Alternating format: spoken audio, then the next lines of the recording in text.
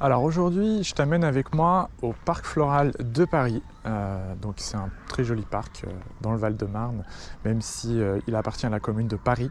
Tu vas voir, il est vraiment magnifique ce parc, en particulier pendant le printemps, puisque on peut admirer les jolies fleurs. Donc je vais te montrer tout ça et je vais profiter de cette petite balade pour te parler de mon parcours en Chine. Alors je vais essayer d'être court parce que comme tu le sais peut-être, j'ai passé un peu plus de 8 années en Chine, donc il s'est passé franchement pas mal de trucs.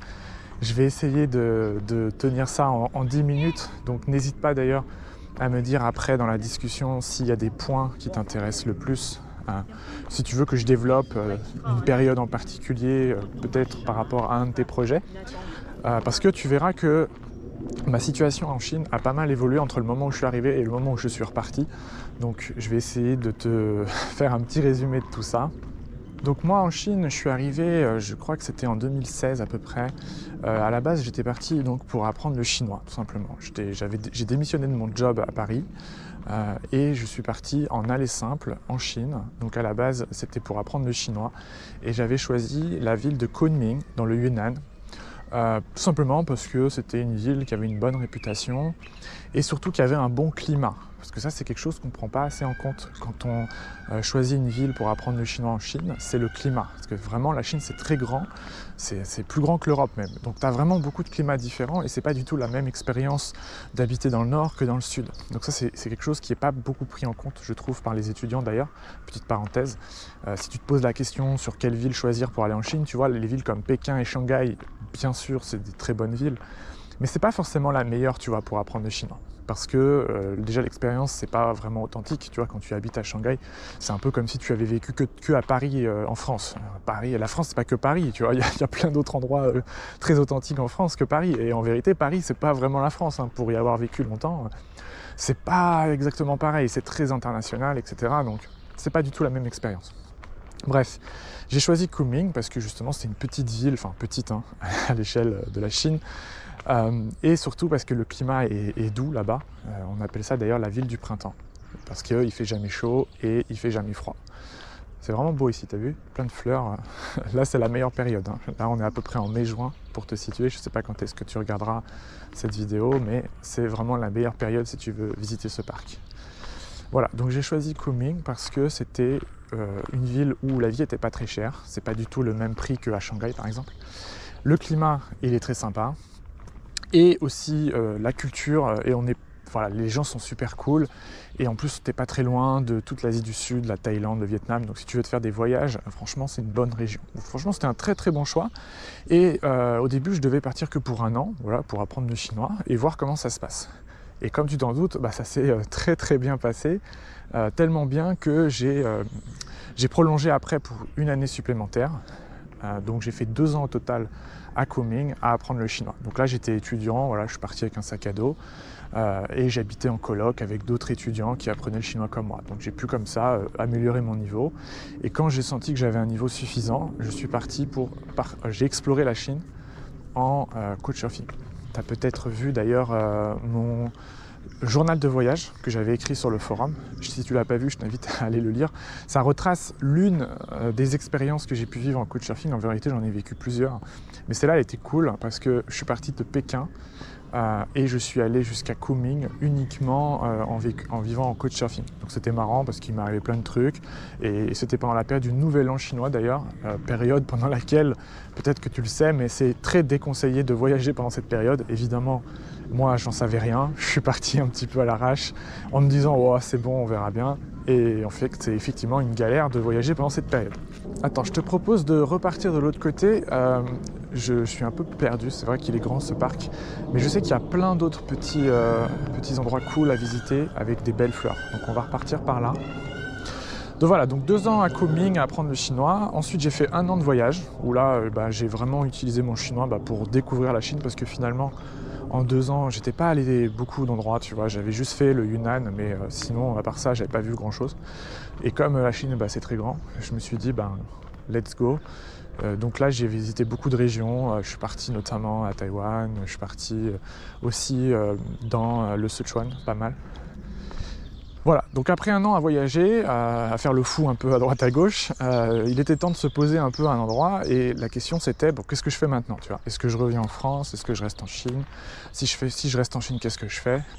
Et donc la décision logique c'était, bah, je reste en Chine. Attends, j'ai passé 3 ans à apprendre le chinois, c'est pas pour revenir ensuite en France, dans un pays où il n'y a pas grand monde qui parle chinois. Et puis surtout, moi je me plaisais vachement en Chine, tu vois, j'avais vécu des super expériences, notamment de voyage. Je me voyais complètement rester là-bas. Il suffisait juste de trouver un endroit plutôt bien pour travailler. Et c'est là où j'ai choisi de partir vivre à Shanghai, parce que tout simplement c'est la métropole économique de la Chine. On peut dire même c'est la capitale économique. Si tu cherches du travail en Chine, franchement je te conseille de commencer par là, parce que franchement c'est le plus facile. C'est vraiment là où il y a toutes les entreprises étrangères qui sont installées en Chine. Et du coup, j'ai pas eu de mal vraiment à trouver un travail là-bas. Les seules conditions, si toi tu es dans ce cas-là où tu cherches un peu un job en Chine, là il y a 2 conditions qu'il faut quand même pour le visa, parce que ça va être le visa en fait le problème. Première condition, c'est d'avoir un diplôme. La Chine, ça fonctionne sous un système de points en fait. Plus tu coches les critères, plus tu as de gain de points, et l'un des critères importants, c'est bien sûr le diplôme. Et l'autre critère important, c'est ton expérience. Combien d'années d'expérience tu as accumulé dans ton industrie. Donc c'est pour ça que ça aide d'avoir un petit peu travaillé en France avant de partir en Chine. Voilà, donc moi je suis parti, donc j'ai trouvé rapidement à Shanghai, et c'est là où je suis resté du coup presque 2 ans. Pareil, je me suis vachement éclaté là-bas, c'était cool.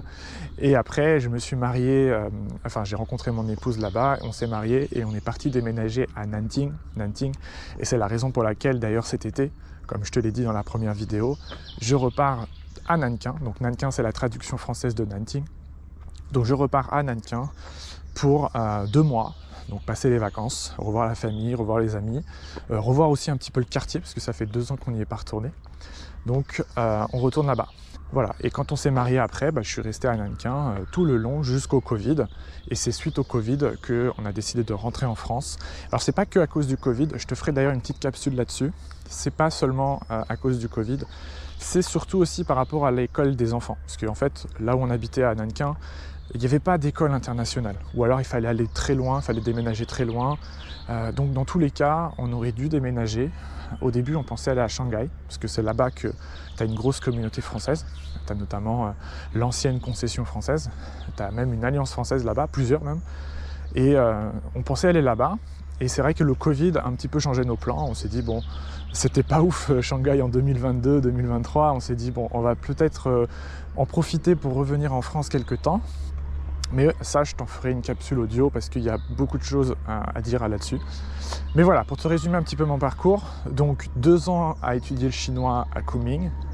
Pareil, j'ai écrit sur le forum, si tu fouilles un petit peu, tu verras, j'ai écrit un retour d'expérience complet sur ma vie là-bas, notamment sur le choix des écoles, parce que tu verras, tu as toujours le choix entre t'inscrire à la fac ou t'inscrire dans des écoles privées. Donc la décision, c'est vraiment pas du tout la même expérience, donc en fonction de ta situation, la décision ne sera pas la même.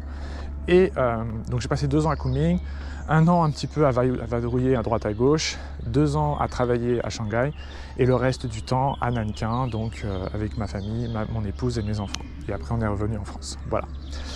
Dis-moi dans les commentaires s'il y a une période ou je sais pas, un truc en particulier que tu veux que je développe plus. Donc ça peut être, je sais pas moi, comment est-ce qu'on choisit son école, comment on fait pour les visas, notamment quand on est un petit peu en vadrouille et qu'on est, on est un peu entre les deux, c'est-à-dire qu'on n'est plus vraiment étudiant, mais en même temps on n'est pas touriste non plus. Dis-moi s'il y a une région en particulier qui t'intéresse. Par exemple, moi j'ai surtout visité le sud, donc le Sichuan, le Yunnan. J'ai fait aussi un petit peu Hong Kong, même si j'ai pas du tout aimé. Si tu veux, je t'expliquerai pourquoi. Taïwan, évidemment, ça par contre j'ai adoré. Et après j'ai fait un petit peu le nord, mais je suis pas resté très longtemps. Par exemple Pékin, j'ai fait que quelques mois là-bas. Pékin c'est vraiment une ville, il faut y avoir vécu 1 an parce que le climat est très différent en hiver qu'en été. Donc c'est difficile de se faire un avis si on reste que quelques mois. Mais voilà, dis-moi dans la discussion donc s'il y a un sujet qui t'intéresse en particulier. Je te rappelle que pour poster un commentaire, il suffit de créer un compte sur le forum. Encore une fois, c'est gratuit, ça prend 3 minutes.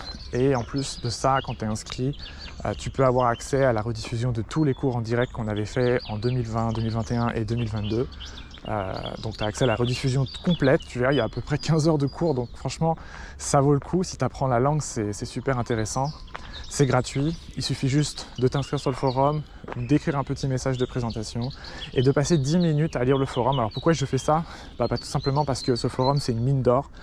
Beaucoup de gens n'ont pas conscience de la valeur d'un forum. Je fais une petite aparté parce que moi, je suis un fan, mais les forums, moi j'apprends dessus depuis des années déjà et ça n'a pas du tout vieilli. Beaucoup de gens me disent ouais, c'est un peu vieillot quand même.